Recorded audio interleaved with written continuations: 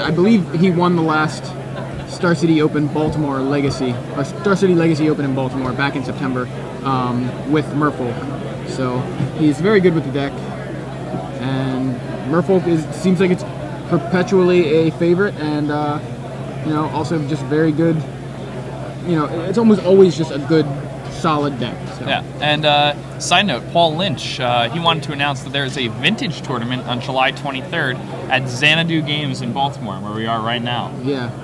Xanadu, a popular song by Olivia Newton-John, the gaming store, probably owners, big Olivia Newton-John fans. I mean, it has to be. The prizes for it are Workshop, Mox Emerald, Underground Seas, and on these prizes scale with attendance. So, whoa, definitely, yeah. I mean, Xanadu puts on some great tournaments. A lot of Eternal format tournaments, like Vintage, Legacy.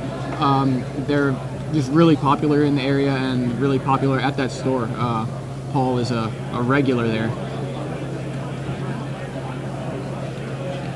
They also have IQs there, I think. The invitational qualifiers for Star City. Oh, so, nice. Do they have a Super IQ coming up, do we know? I'm not sure. Not that we know of. But, no, I don't think so. But if you're interested in finding more about the IQs and the Super IQs, you can go to starcitygames.com/IQ. Is that right? Yeah, IQ. So, best way to qualify for the invitational outside of the Open Series. It's pretty much the only way to qualify for the Invitational outside of the Open Series. Absolutely.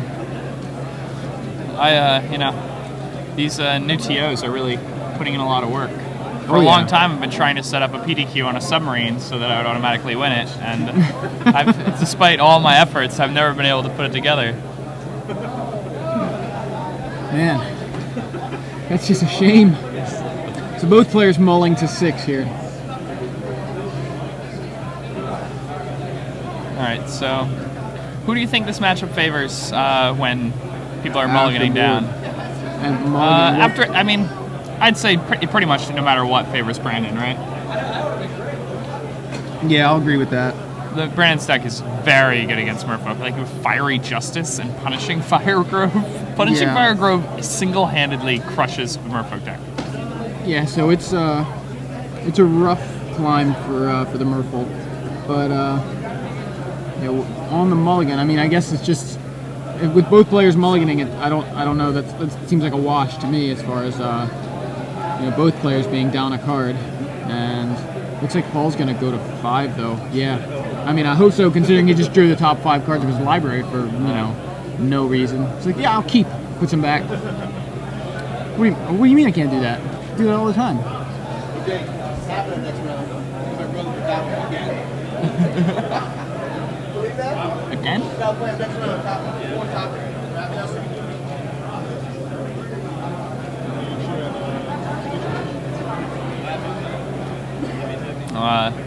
The Beverly brothers, who we saw in feature matches yesterday. We saw Matt yesterday.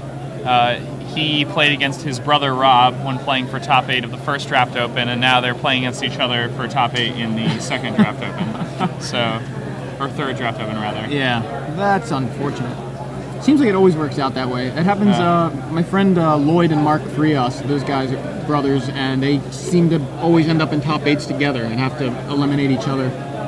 And never in the finals. Never seem to meet in the finals. Always seems like it's on the way to the finals and one has to knock the other one out.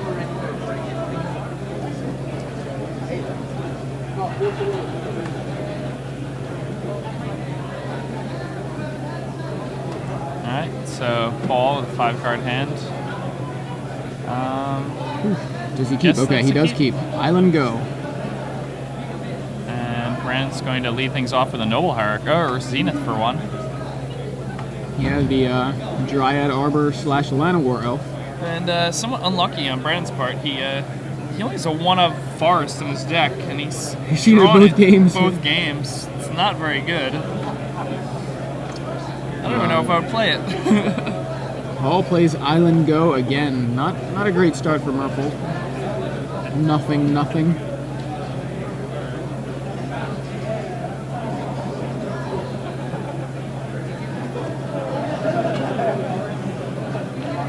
All right, now see what Brennan can do with 3 mana. He goes for a Tarmogoyf.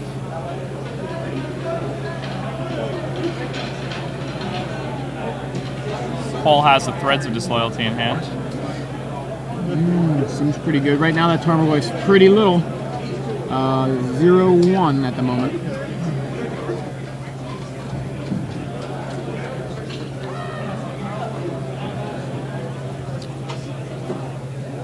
Paul is pondering his options. He's going to go ahead and dismember this Dryad Arbor. It'll go down to 14 now. Interesting, so he gets instant land creature in the graveyard, setting up Threads of Disloyalty on the Tarmogoyf, which went from being an 0-1 to a 3-4. All at once. Yep, and there we go. Threads of Disloyalty. Brandon has no counter magic other than Mental Misstep. No, he does not. He does, however, have a Swords to Plowshares in his hand. So, I'm surprised he didn't Swords it in response so that he would gain a life. yeah, I mean, if you're going to Swords it, that would be the time to do it, but I guess he maybe just wants to hold.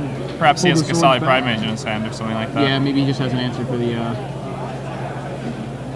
the Threads.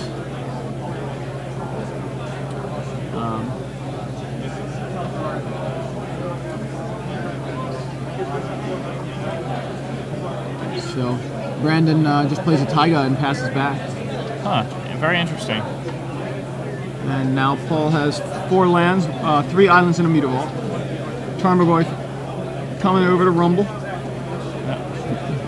Brandon cracks a Windswept Heath. I assume that means Swords to Plowshares is looming.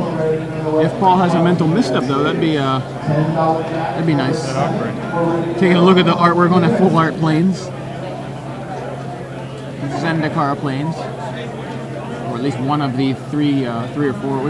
I can't remember how many each. I think it's 4 different artworks for each Zendikar line. Yes. Full arts. Yeah, so and there he has the Mental Misstep for the Swords to Plowshares, and.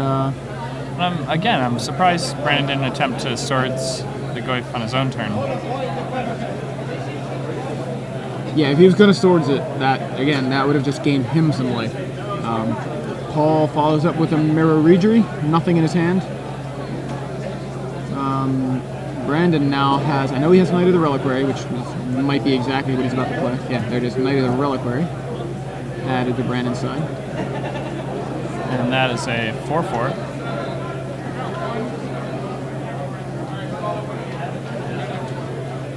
And that puts the brakes on Paul. I did not see what Paul drew, but... An Aether Vial. Okay. About as bad as draw steps get. But plays it anyway. Just setting things up for the future, I suppose. No reason not to, unless he just wants to bluff counter magic or removal or something. Not removal. Merfolk doesn't play removal. I'll dismember. Could have bluffed the dismember. Alright. Swords. Oh, so now he's assembled Punishing Fire Grove. Yeah. Punishing Fire on the Marrow Reejery. Yep. Takes care of that.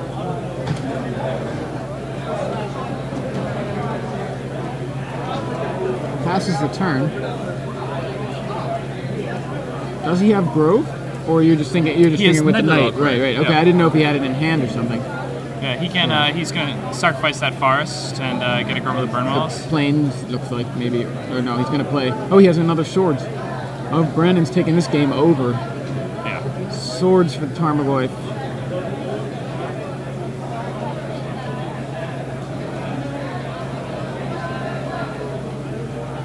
And now, even if Brandon can find Sowers, which I guess he's not even playing, but Brandon doesn't know that. Brandon knows that he can just keep Punishing Fire in hand by allowing his opponent to. Paul nods his head. Yeah. He gets it. Says, "Wow, I can't beat that." Yeah. I mean, no Merfolk player will ever beat Punishing Fire Grove for the Burnwalls ever. Yeah, that's a really unfortunate matchup for Paul, but looked like he was able to. He was going to be able to fight through it potentially, but after those first few turns, he just really didn't have anything else to do.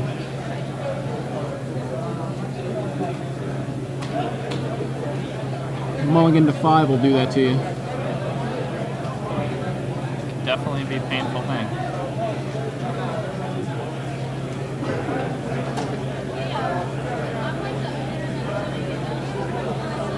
So now let's see.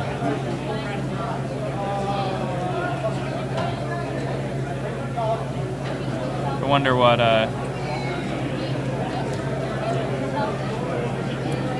so you're just going to start aiming these at his opponent's face. He's going to... Looks like he's just tutoring playing up some lands. the grow game. Yeah.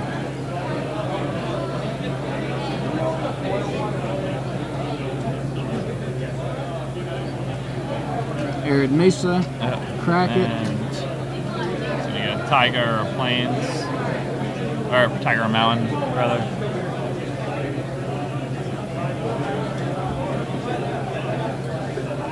That knight He is might get a plateau 7/7. if he had one.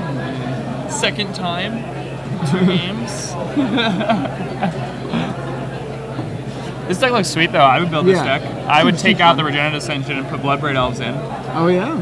Bloodbraid Elf in Legacy, not that crazy. Oh, Natural Order. Why even? I guess he just wanted the acceleration, but like, wow. I mean, he already was probably just winning. He decides to go Natural Order into Progenitus here. Yeah, I mean, it could have lost in the game if his opponent had a counterspell. If Paul was able to do that, deal with that, it's like, wow, I just sacrificed my giant guy for a gianter guy and couldn't actually close it. Yeah. Wow, that's a risky play. Very gutsy. Paul, Paul's not even looking at the match. Looking for answers He's like, elsewhere. Hey. He's like, is there? Anybody It's know? like, are there any ninjas anywhere that might come get this guy? Yeah, right. Any chance? For Earthquake, ninjas. table set up, messed up. Got to restart the game. He has the curse catcher there. That wouldn't have helped. Nice though. curse catcher. Oh, did he just top deck a Spell Pierce? What a lucky guy. Jeez. I'm just thinking, all that would have been very nice. Oh no, it wasn't a Spell Pierce. Never mind. Oh, that's actually really good.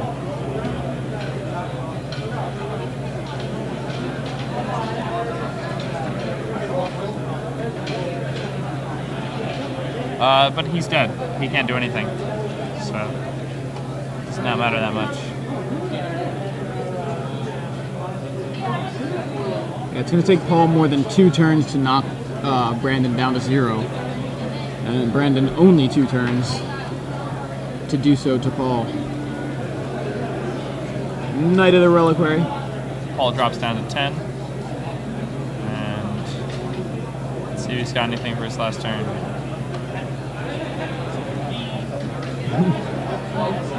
Yeah, that's it. Well, Brandon Leonhardt takes down Paul Lynch here in round 6 of Star City Legacy Open in Baltimore. 6-0 now. 6-0. Paul's 5-1. Still in good shape. Not not the worst place to be at X-1. Sick deck though for Brandon. Yeah, Brandon definitely with Fiery Justice. Very interesting. I mean, how's Merfolk ever supposed to beat you when you're casting Punishing Fire and Fiery Justice? Funny thing is, he didn't even have to rely on that. He just used Punishing Fire like a bad shock, like you know what I mean. But just the opportunity, he gave himself the opportunity to use that if necessary. He just didn't rely on it, but could fall back on it if he needed, and didn't need to. Progenitus will do that to you. We've seen several games already today in just the last 2 rounds, I think, closed out by Progenitus. So I guess protection from everything seems good. It does seem very good. If not, just a little bit unclear. What do you mean by everything? Can I use sleeves on it? Can I put it in my deck? I don't understand. Everything? So, anybody who's just joined us, I'm Joey Pasco. And I'm Jacob Van Lunen. And we're covering the Star City Games Open Series here in Baltimore. covering the legacy. Round 6 of 9, just in the books, just finishing up. Yeah. Do we know how much time is left in the round? Can't be too much. That didn't go by very fast. But then again, maybe 15, 20 minutes. What we got?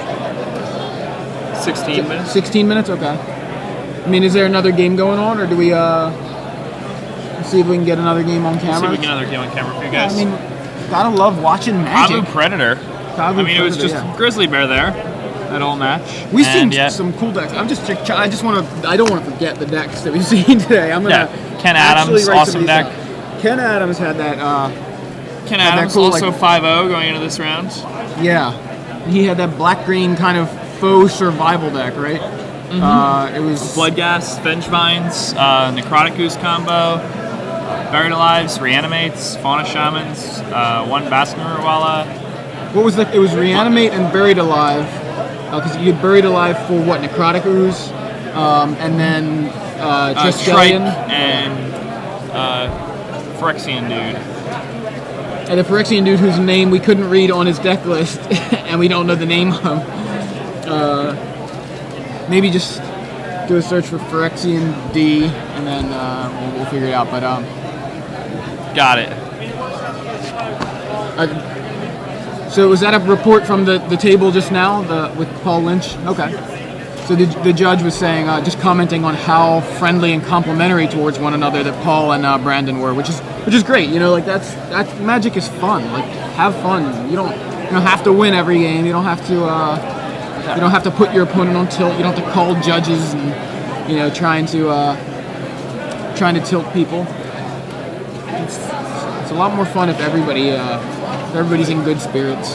So that's pretty cool. Phyrexian Delver. That's not it, is it? So, trying to figure out what that card in Ken Adams' deck was. We had the deck list, we just could not read his handwriting. What we did understand was Phyrexian, and then the word began with D. Was it Devourer? I think it may be Devourer. Wait a minute. It is, okay. Yeah. Just got that from Twitter as well, yeah. From Alliances? Just came up on nice. Our spoiler page, our gatherer page, and go ahead and read what that does. Okay, so Phyrexian Devourer, how it works is you remove the top card of your library from the game, and then you put +1/+1 counters on Phyrexian Devourer equal to the converted mana cost of the card you removed. And you can do this as many times as you want. But if his power becomes 7 or more, you have to sacrifice it. So what you do is you have a Triskelion and a Phyrexian Devourer in your graveyard, and you reanimate a Necrotic Goose. Then you reveal the top card of your library, and eventually you reveal non-land, and you put a bunch of +1/+1 counters on the Necrotic Goose. At which point, you remove all those +1/+1 counters to deal damage to your opponent. At which point, you then use the 0 ability again, and you just keep doing this. And as you do this, your opponent's life total will eventually be 0.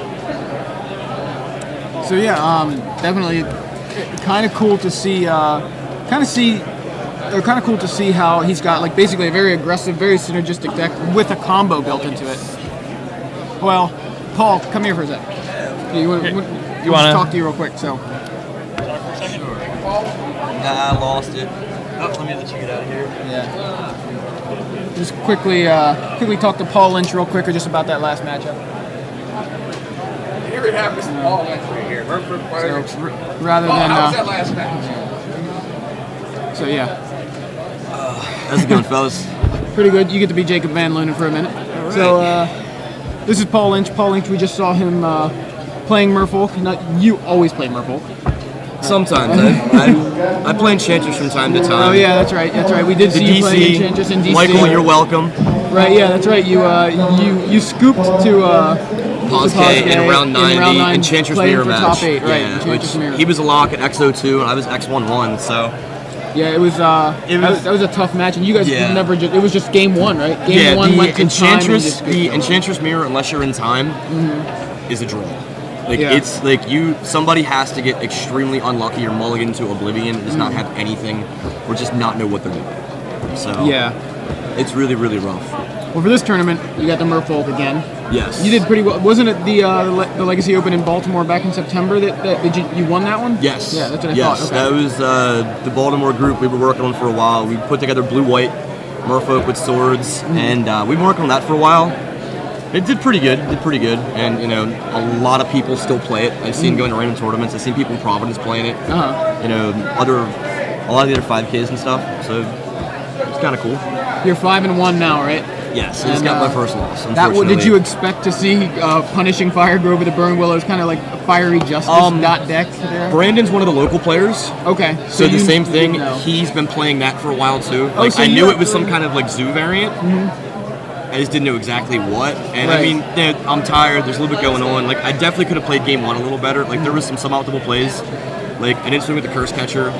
Yeah, I just a brain fart. Yeah. And then forcing the Kabu Predator was maybe a judgment call. Like you know, like maybe I could have played the Coral Helm and then leveled, but you know, as it showed in the next couple turns, I drew dead. It was lands. Yeah. So I wouldn't have been able to actually hard cast the force and level, and it still would have came to the same outcome eventually. Okay. Well, yeah, just wanted to touch base with you a little bit. Good luck in the rest of the tournament. Just a couple rounds to go. Still in contention. Still right? in contention. Got to win 2 of the next. The next 3, 2. right? 2 of the next. I think it's 9 rounds. So right. Yeah. So it's next 3 rounds. Yeah. And the way that it works, I believe it's just a couple people over the number for 9 rounds. Yeah. So I believe they at least get 1 X2, maybe 2. Yeah. I'm not sure. Like last year, I think 1 X2 got in. My buddy Jimmy. Well, I guess we'll see what happens. Then. So yeah, we'll Good see luck. what happens. So thanks again. All right, Joe. You have a good one, buddy. Good luck. You too. So.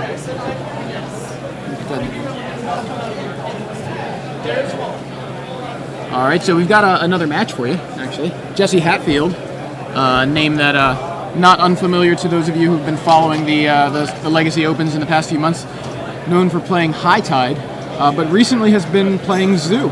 And he's playing against Wesley Ruwish, a name I'm not familiar with, but and I may have mispronounced. It looks to me like we've got Wesley is on no rug, and Jesse does appear to be on Zoo. Yeah, of course, definitely. Just taking a glance over the lists. So these guys obviously tied up a game each, and Wesley has the Hierarch in play for acceleration. Jesse looks to have cast a Chain Lightning at least at some point. May have gotten mental misstep, but hey, Ricky's in the booth with me. How's it going, Ricky? Hi, Joey. Fill me in. What do we got here? We've got Jesse Hatfield playing Zoo and Wesley Ruwish playing, looks like no rug. So natural order rug. Yeah. Against Zoo. All right. And the Hatfields have been running Zoo since at least GP Providence. They were big proponents of the Storm deck, the Time Spiral Storm deck. Yeah, they were very adept at playing the High Tide. High Tide combo High deck. Tide. Yeah. High Tide and Time Spiral, but then they decided Mental Misstep. Mental Misstep was switched a real them entirely card. out of the color, out of blue, and over to Zoo. So. All right, so Wesley has brainstormed. Yeah. And He says go. passes the turn.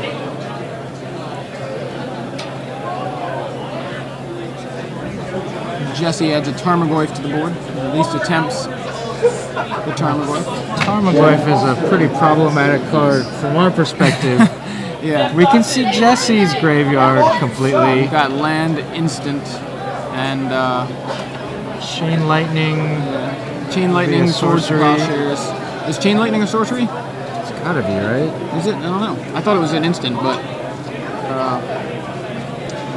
we could look it up right there, actually. Oh, sweet. It is a sorcery? Okay. Just confirming that's that. what I So thought. it is a sorcery. So that's a bigger Goyf than we thought. We don't know what's in Wesley's graveyard, but All right, here's Jacob Van Loon, and he's back. I was just filling in. thanks for filling in, Ricky. Yeah, we got another match just ninja'd into us. Didn't nice. So- completely unexpected. Jesse Hatfield, Zoo Master. Yeah. battling it out. I know Jesse Hatfield as a High Tide master, but I know recently they've adopted Zoo. But were they just Zoo players that switched to High Tide? Is that? Yeah, originally they were considered like the Zoo masters. Okay. Like every Zoo list in Legacy was like basically a Hatfield list. See, that's very And interesting then to me. Like, they became High Tide kids. yeah. Well, back with the Naya, back with the Nicodles for the Hatfields, and Wesley's playing no rug. Has a green Sun Zenith for 2. And probably gonna just get a Goyf of his own just to play a little defense. Yeah, there it is. It's pretty strong. Green Sun Zenith proving itself to be a really powerful spell in every format. Yeah, it feels like it's best in Legacy. Yeah, you know, the one thing that's really great about it is that it lets your deck retain threat density regardless of, you know, how many threats you're drawing, because you're constantly shuffling it back into your library. In a format like Legacy, where you really only have room for so many creatures, it's really nice. So Jesse in with his Goyf, representing some sort of burn. The Goyfs, by the way, are both 4 or 5 at the moment. And no, he just lets it bounce off of Wesley's Goyf and plays a Wild Nicodle. Looks like it is getting mental misstepped. Or it got mental misstepped. Wait. Yeah, I'm a little bit confused. Where are we? Because... Oh, he has a bolt. Yeah, did he just tell him back up, we're still in combat? Yeah. I guess so. That is probably what happened. Yeah, so Okay. Jesse plays a Forest and then Wild Nicodle. And then he's going to chain the Thermograph. Second Nicodle and Chain Lightning for Tarmogoyf. And that's a 3-turn clock. Yeah, Jesse left empty-handed, but 2 Wild Nicodles on board will make quick work unless Wesley can find an answer to those. Puts Wesley down to 9 here. Yep. And if Wesley doesn't find a creature this next turn, ooh. Jesse. Grim Lavamancer off the top makes things even just that much more dangerous for Wesley. So Yeah, now even if Wesley draws, you know, even if he draws a creature to play on the next turn, then one of the Nicodles is going to get through and deal the final 3 points of damage. So. And Chain Lightning will certainly make things a little more difficult as well. So did he just pop a fetch land? I think he did, That puts him down to 2, and his opponent has an active Lavamancer, so. Yeah. Seems like that Lavamancer is just will be the death of him, and that'll be the match. Yeah, hard casts a Force of Will. Okay, you're at 2. Maybe is that Lavamancer not active? I thought it was. Yeah, it has to be. Yeah, it is. That mountain's tapped for Chain Lightning. Yeah, Jesse must have the wrong life total written down. Maybe, Okay. yeah, maybe we're just misunderstanding life totals. Doesn't matter. Doesn't really matter. Yeah, Jesse has the win in 3 ways. Nicodle number 1, Nicodle number 2, or Grim Lavamancer. So Jesse Hatfield takes round 6. Do we know the record of these guys? We're gonna find that out. I believe they were both X and 1 coming into this round. Seems about right. X and 1. Okay, so Jesse stays at X and 1. Wesley drops to X2. And good to catch a little bit of that match there at the end. Yeah, it seemed to go by so fast. Yeah, it did. Welcome And back. we're back. For those of you who are just joining us, I'm Jacob Van Lunen, And I'm Joey Pascal. and we're here in Baltimore, Maryland. We're covering the Star City Games Legacy Open. We just got done covering round 6, Yeah. and we have a few interesting decks that are doing really well. We were just talking about a couple different lists. Turboland from Ali Antrazi. I think he said the deck was called Walk the Line. I think. I like it. Because of Nice Walk Johnny the Cash Aeons. Yeah, nice Johnny Cash reference. reference. And he basically can set it up to where he just has infinite turns with Walk the Aeons. Yeah. So many lands, he just plays Walk the Aeons with buyback every turn. And you don't get any more turns. Typically how it goes. It's not very fun to not have any more turns. Unless he wants you to have a turn. That's not likely. So, but he has the option. So, that's a really cool list. What's that? Okay, 2 minutes left in the round. Okay. So, this round's almost done. So yeah, we'll be for a little while. Also, have we? I don't think we mentioned SCG Mobile today. No, we haven't. SCG Mobile's a pretty cool app. Joey has an iPhone. Joey has the app.